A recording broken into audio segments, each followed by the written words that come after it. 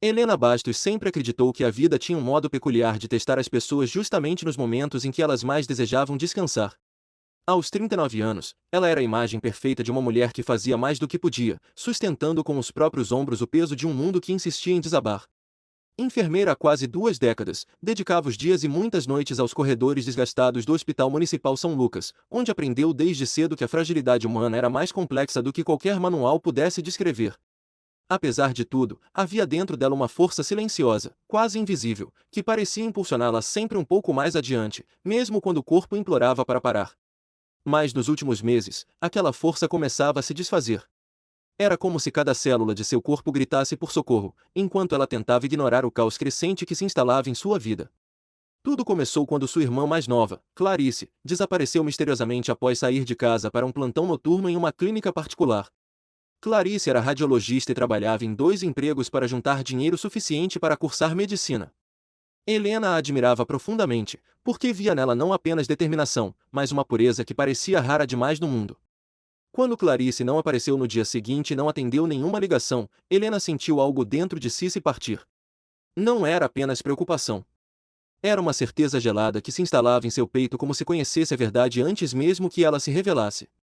A polícia inicialmente tratou o caso como desaparecimento voluntário, alegando que adultos podiam sumir quando quisessem. Helena quase perdeu o controle. Sabia que Clarice jamais faria isso. Ela tinha planos, sonhos, compromissos. E, acima de tudo, tinha Helena, sua única família desde que perderam os pais em um acidente quando ainda eram adolescentes. Nada justificaria abandonar tudo sem aviso. Nada justificaria desaparecer sem deixar rastro. Nos dias seguintes, Helena tentou seguir trabalhando, mas qualquer som mais alto fazia seu coração disparar. Qualquer notificação no telefone a fazia correr com esperanças que rapidamente se transformavam em frustração. Ela revisou câmeras de segurança próximas à clínica, distribuiu panfletos, pressionou delegados, falou com jornalistas, implorou ao público por qualquer informação. Tudo em vão. Até receber um envelope sem remetente embaixo da porta de seu apartamento. Dentro havia apenas uma foto impressa. Uma imagem granulada, tirada de algum tipo de câmera de vigilância. Clarice estava de pé, ao lado de homens que Helena não reconhecia, em frente a uma van branca. A expressão no rosto dela misturava medo e confusão. A imagem parecia ter sido recortada de um vídeo. O coração de Helena entrou em colapso silencioso. Aquilo confirmava que Clarice não tinha ido embora por vontade própria. Ela havia sido levada. E agora Helena tinha a prova. Junto da foto havia um bilhete com letras tremidas. Pare de procurar. Não haverá outro aviso. Helena sentiu o corpo inteiro tremer. Uma explosão de pânico tomou conta dela, mas, ao mesmo tempo, algo muito mais profundo nasceu dentro de seu peito. Uma determinação tão feroz que beirava o inalcançável. Ela jamais pararia de procurar. Se queriam que desistisse, então estavam com medo do que ela poderia descobrir. E aquilo era suficiente para mantê-la firme. Decidiu procurar ajuda fora dos meios oficiais. Recorreu então ao único amigo que poderia confiar totalmente, um antigo colega de faculdade chamado Vicente. Ele havia deixado a enfermagem para trabalhar como perito forense privado e tinha acesso a tecnologias e contatos que poderiam ser úteis. Quando viu a foto, Vicente ficou pálido. Ele reconheceu, não os rostos, mas o cenário. Aquele modelo de van era muito comum em um centro de pesquisa terceirizado por uma empresa farmacêutica poderosa, a Bioclean, envolvida em algumas investigações sobre testes clandestinos em populações vulneráveis. Nada nunca havia sido comprovado.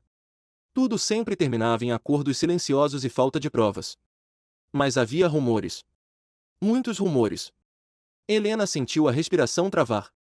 Clarice jamais se envolveria com nada ilegal, mas poderia ter sido sequestrada caso tivesse descoberto demais no trabalho. Vicente analisou a foto digitalmente, melhorou o contraste e encontrou detalhes que o assustaram. Atrás da van havia um símbolo parcialmente coberto por sombra. Era o emblema da Bioclean. Certamente Clarice estava ligada a eles de alguma forma. A partir daquele dia, Helena e Vicente começaram uma investigação paralela. Eles revisitaram a clínica onde Clarice trabalhava e descobriram que um novo projeto de pesquisa havia sido iniciado recentemente, envolvendo exames de imagem de alta precisão e envio contínuo de dados para uma central externa.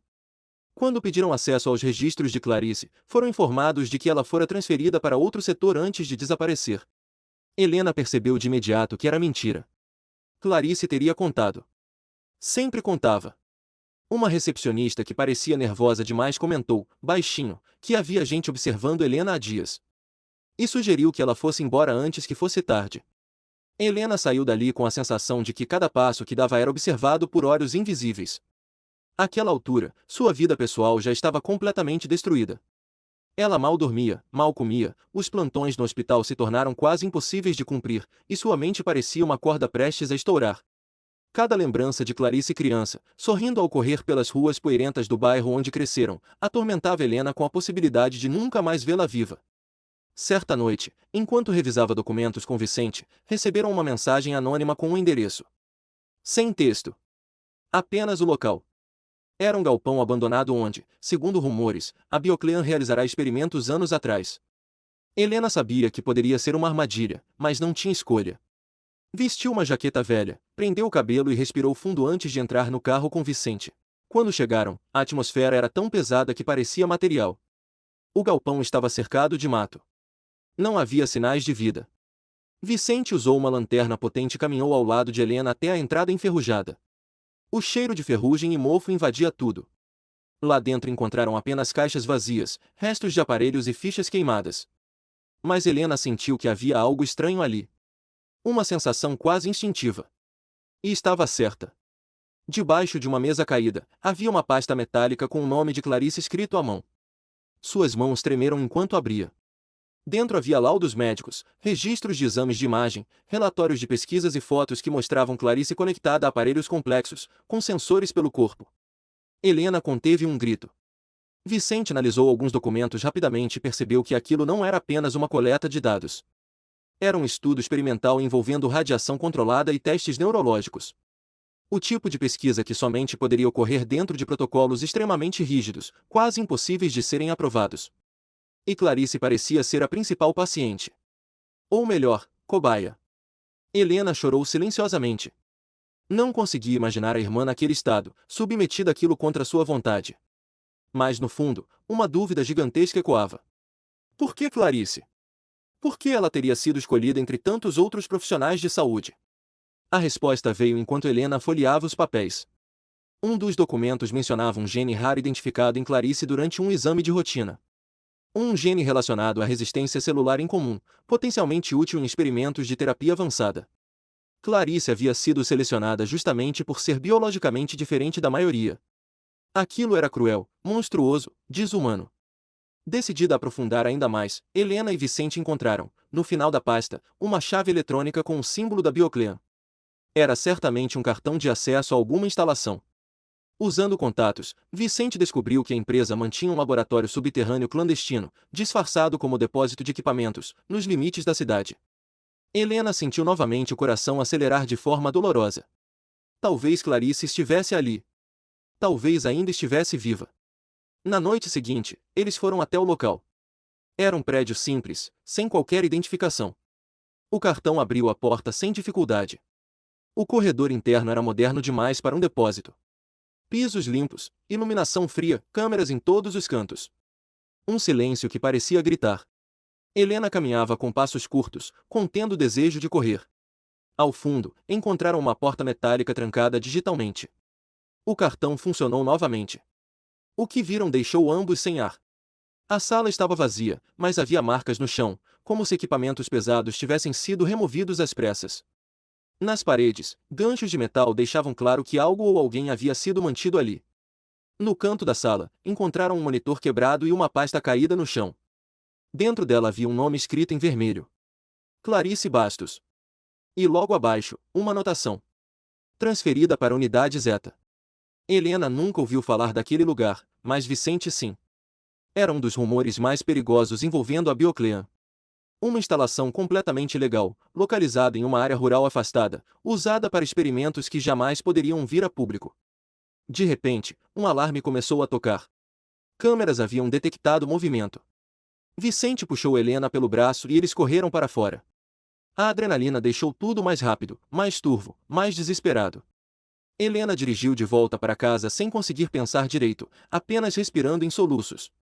Agora tinham a maior pista até então. E estavam sendo caçados. Nos dias seguintes, Helena percebeu que seu telefone estava grampeado. Pessoas estranhas circulavam perto de seu prédio. Seu chefe no hospital a afastou após uma denúncia anônima que afirmava que ela estava emocionalmente instável. Vicente recebeu ameaças de morte. Sinal de que estavam perigosamente perto da verdade. Mas também sinal de que ainda havia tempo para salvar Clarice. Seguindo rastros financeiros e registros escondidos, Vicente descobriu que a unidade Zeta ficava a cerca de 200 quilômetros dali, em um sítio isolado rodeado por mata fechada. Helena pegou o carro e dirigiu durante horas. Ao chegar, a escuridão parecia viva. O local era cercado por muros altos, com torres de vigilância discretas. Não havia como entrar pela frente. Eles contornaram a propriedade por quase 40 minutos até encontrarem uma grade parcialmente danificada. Helena entrou primeiro, ignorando os arranhões causados pelo arame. Vicente a seguiu em silêncio. A construção principal era um prédio baixo, com poucas janelas, quase um bunker. Forçaram a porta lateral e entraram. O corredor estava iluminado por lâmpadas de emergência. Era como estar dentro de um pesadelo. Salas com máquinas desligadas, camas de contenção, armários com seringas e ampolas. Tudo indicava que experimentos haviam sido realizados ali. E então, Helena ouviu um som baixo, quase um gemido. O corpo inteiro dela congelou. Correu para a próxima sala e parou, sem conseguir respirar. Deitada em uma maca metálica, com tubos conectados ao corpo e marcas profundas nos pulsos, estava Clarice. Vivia. Respirava com dificuldade, mas vivia. Helena caiu em prantos enquanto soltava a irmã, repetindo o nome dela como se fosse uma oração. Clarice abriu os olhos devagar. Murmurou algo incompreensível. Parecia dopada, debilitada, traumatizada de formas que levariam anos para cicatrizar. Vicente ajudou a desconectar os equipamentos e carregar Clarice para fora. Mas antes que conseguissem sair pelo mesmo buraco da grade, uma sirene ecoou. Luzes vermelhas iluminaram o terreno. Guardas começaram a gritar. Helena correu como nunca havia corrido. A cada passo, sentia o coração prestes a explodir. A cada segundo, temia perder Clarice novamente. Conseguiram chegar ao carro e acelerar pela estrada de terra enquanto veículos atrás dele se aproximavam rápido demais. No último cruzamento, Vicente jogou uma bomba de fumaça improvisada que atrasou os perseguidores. Foram minutos eternos, sufocantes, até finalmente conseguirem despistá-los. No hospital mais próximo, Clarice foi internada em estado crítico. Helena permaneceu ao lado dela, segurando sua mão, enquanto os médicos tentavam entender o que havia sido feito com ela. Testes posteriores revelaram traços de substâncias experimentais no sangue, danos neurológicos e sinais de que havia sido submetida a longos períodos de sedação forçada. A notícia do resgate clandestino chegou à imprensa dias depois, graças a documentos vazados anonimamente para jornalistas investigativos. Uma investigação federal foi aberta. A Bioclean tentou negar tudo, mas evidências demais estavam agora à mostra. Funcionários de alto escalão foram presos. Instalações foram lacradas. Helena tornou-se símbolo de coragem. Mas nada disso apagava o trauma acumulado. A recuperação de Clarice foi lenta, dolorosa, e envolvia enfrentar memórias que ela mal conseguia processar. Ainda assim, a presença de Helena ao lado dela era um lembrete constante de que não estava sozinha. Meses se passaram. Em uma manhã ensolarada, Clarice finalmente conseguiu caminhar sozinha até a janela do quarto. Helena observou em silêncio, emocionada. A irmã virou o rosto devagar e sorriu, fraco, mas verdadeiro. Era um sorriso que Helena havia temido nunca mais ver. A dor ainda existia. O medo ainda existia. Mas elas estavam vivas. Unidas. E, pela primeira vez em muito tempo, um futuro começava a se desenhar. Clarice segurou a mão de Helena e disse algo que a fez chorar silenciosamente. Você nunca desistiu de mim. Helena respondeu apenas com um aperto de mão. Não precisava dizer mais nada. Porque no fundo, ambas sabiam que algumas histórias não terminam no momento em que a justiça é feita. Elas continuam, como cicatrizes que não desaparecem, mas ensinam. Como lembranças que machucam, mas fortalecem. Como laços que sobrevivem ao impossível. E, naquele instante, enquanto o sol entrava pela janela e banhava as duas em luz, Helena entendeu que, apesar de tudo, ainda era capaz de seguir em frente. Ainda havia vida depois do horror. Ainda havia amor depois da perda. Ainda havia futuro depois da escuridão. E que, mesmo que não pudesse salvar o mundo inteiro, salvou quem mais importava. Salvou Clarice. E, ao fazer isso, salvou também a si mesma.